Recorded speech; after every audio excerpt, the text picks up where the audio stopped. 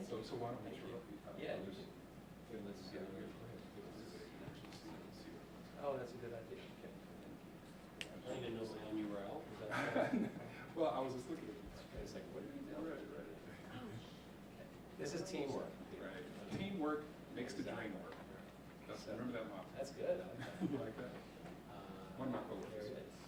There it is. There, okay. So, thank you. So you can see the, this is the live coverage module.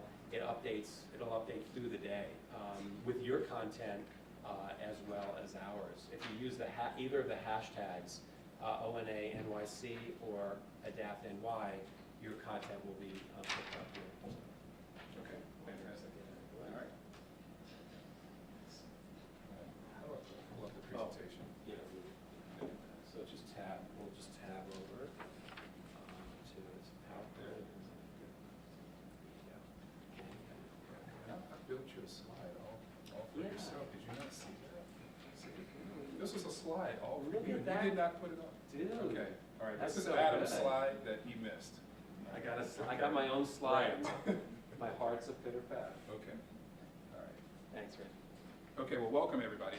My name is Reggie Murphy, and I'm working with the Online News Association as well as Adam and the coaches here to help facilitate the workshop today. The first thing I'd like to do is to walk you through the agenda really quickly so that you know what to expect along the way. So if you pull out your schedule, or you can call it a schedule, pull it out, you will see that we've broken the day apart in various sections. After I talk for a little bit, we'll have the panelists, and then we'll do some, we'll talk about our design challenge in a few minutes, but we will be breaking out into teams, and we'll show you how all of that works. We'll be using the room over to the newsroom over here to my left and to your right to work together in teams today. And so if you look throughout the schedule, well, there is front and back. So there's a moment where we'll talk about the problem, then we'll do some brainstorming, then we'll start doing some prototyping, which will show you how to do that. And then we'll get feedback on the prototypes that we design, and then you'll have a time to present your concepts and ideas to everyone and get feedback. So the day will go by very, very quickly. You will feel like you're going to be overwhelmed with information, which sometimes that's a good thing. But some of the coaches here, we are open to answering any and all questions that you may have along the way. I do want to thank all of you who filled out the survey that we asked you to fill out. Many of you said that you weren't familiar with human-centered design and that you had not used it. And that's great because those of us who have been using human-centered design in our work processes, we are here to help, and hopefully you'll be able to learn some new things to take back to your jobs and your roles wherever you go after this workshop. So any questions about the schedule first before I jump into talking about more about today? Okay, fantastic. Ground rules. We have some ground rules for the day, and there are 3 simple ground rules. First, be present. We're asking you to tweet about this and to share what's happening throughout the day. There will be one moment today of about 15 to 20 minutes where we'll ask you to put your mobile phones down and all your computers and iPads down. There's a no technology moment during the brainstorming session. So if you can hold off during that for it'll only be for 20 minutes, I promise. And then afterwards, we'll let you get back on your phones, okay? All right, so you don't go too much withdrawal. All right, the second thing is to take some risks. So we're going to be sharing with you, human-centered design is new to many of you. So we want you to just step out and take some risks. It is A-okay. All ideas are on the table today. And so we want you to do that. And we want you to have a little bit of fun. This is my friend Laura Cochran. She has fun with her hair all the time. So we want you to let your hair down and enjoy this and soak it in. We're going to be here together all day, get to know each other, exchange LinkedIn addresses, whatever you have to do. Really because this day is going to be whatever you make it, and we're going to do our best to help create a fun and exciting environment, but also learning about this very, very important question of our day and learning how to approach it in a different way. All right, so those are the 3 ground rules. Any questions? All right, awesome.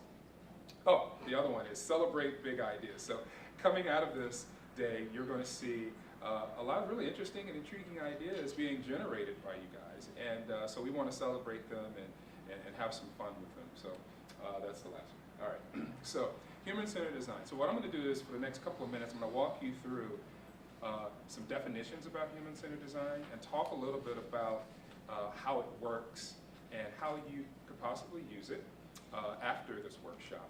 We're going to talk about it as it relates to what we're going to be doing in this workshop, but the goal of this is that you take this information away and share it, and use it and share it with the people that you work with on a day-to-day basis. So, to get started, we don't live in a perfect world. There are many things in this world that you come across that you use on a daily basis, whether it's consumer products at home, whether it's places that you go online or on your mobile phones. We know we don't live in a world that's perfectly designed. So what we do as humans is that we try to make the world fit our lives. I mean, it's human nature. This is what we do. When we see something that's not working for us, what we do is we try to modify it a little bit. For example, I take pictures of everything, by the way, because I travel around, I see things, and you know those big binder clips? You ever see these? I've seen some very interesting uses of these binder clips. And so I'm thinking that this person's trash can, the bag must come out the trash can a lot. So they're using these binder clips, as you can see. Does this thing have a point? They use these binder clips to keep the trash can. The other device. Oh, the other device, that's okay. To keep the trash bag in the trash can. Interesting use. Again, we modify things in this world that aren't perfectly designed for us. Now, if you like to drink beer, this is an interesting way to store your beer in the refrigerator in a pile so that they don't slide back. You see, so these are very interesting uses of these binder clips. And whenever things don't really work very well, if we can't really modify them, what we try to do is retrofit them, and oftentimes duct tape is used. So, Exhibit A. If you don't have a mailbox and you need a mailbox, why not get a jar and some duct tape and you can make you a mailbox. Also, if you notice that when things aren't perfectly designed, what happens is people will write notes next to them to sort of show you how to work something. So for example, I'm on a ferry boat in Alaska, and I did not know how to flush a toilet. Okay, this is a ferry boat, and this is a really interesting device here, but you know, someone had put a Post-it note on a ferry boat in southern Alaska. It says "squeeze here." I'm like, "Squeeze where?" Oh, it was like a water hose, and that's how to make the toilet work on a ferry boat. It was really interesting. And I've seen this on doors. When door handles and locks get all messed up, people will put notes on what to do and what not to do. And then my all-time favorite, because I get messed up by this all the time, when it says push, but then there's handles on it, or vice versa. And then, oh my gosh, so have you ever gone to a website that didn't work? This is Exhibit A. This was on the 2013 list of the world's worst websites. Now, supposedly everything is a little better now, right? There's more people signing up, but this was definitely one of those websites that it's like, this is not the kind of website that you want to not work. You've probably seen some websites like this that try to cram everything, 10 pounds of sugar in a 5-pound bag, right? Put everything in the world up on the website. Or if you've gone and if you've downloaded some mobile apps, you've seen some mobile apps that try to put so many features on that mobile app that it makes it almost incredibly unuseful. So in our lives, we come across products, even services, maybe deals.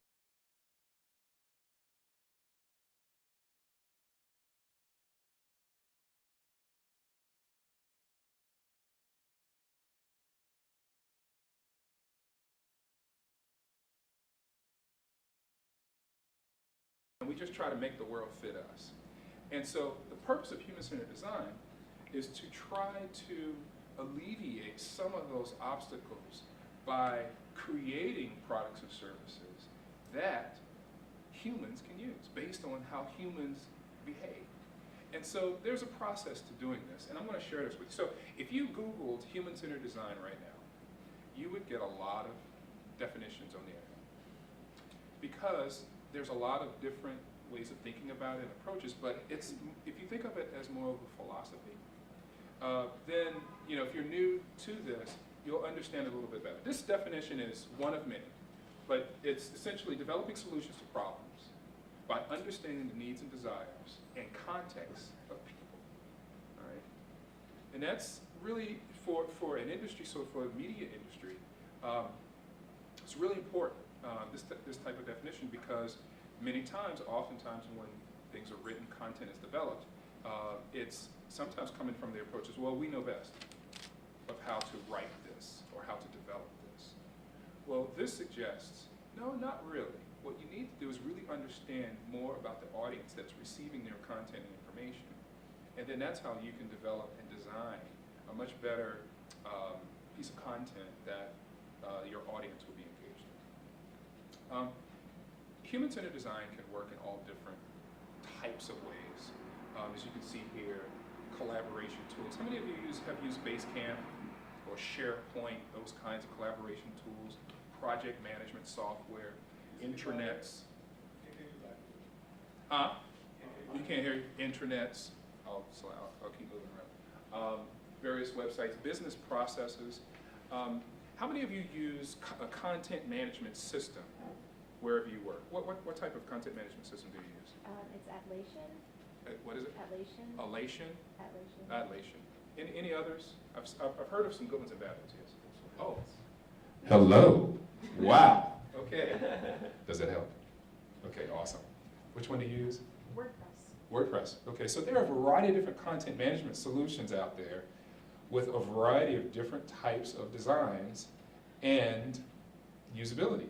So sometimes they work and sometimes they don't.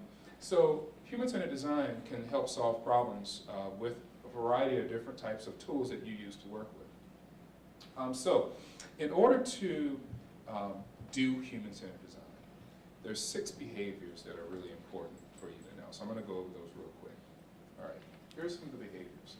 Behavior number 1 is being empathetic. Empathize. That is to deeply identify with the people and their experiences. That is really trying to understand the world as someone else sees it, stepping into the other person's shoes. It's as simple as that. That's one of the first things about human-centered design that makes it human-centered, is to really get inside the mindset and the context and the world of the person for which you're trying to develop something for. Second is to be transparent. So in this process, you're going to be working together in teams, and it's really important to be transparent, to be open, to be authentic, to be frank, to be honest, and to be forthright, and to make, to really be open to any and all possibilities. So being transparent is another core behavior. Third, building to think.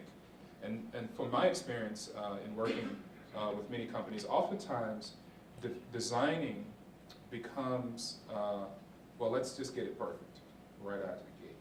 We've got to get it all built and ready to go for audience consumption almost immediately. Well, this suggests developing something and building it, getting feedback on it, and continuing to iterate and iterate and iterate. And that's how you make something better. Instead of thinking and then building, you build to think, all right? And then radically collaborating. I am so excited.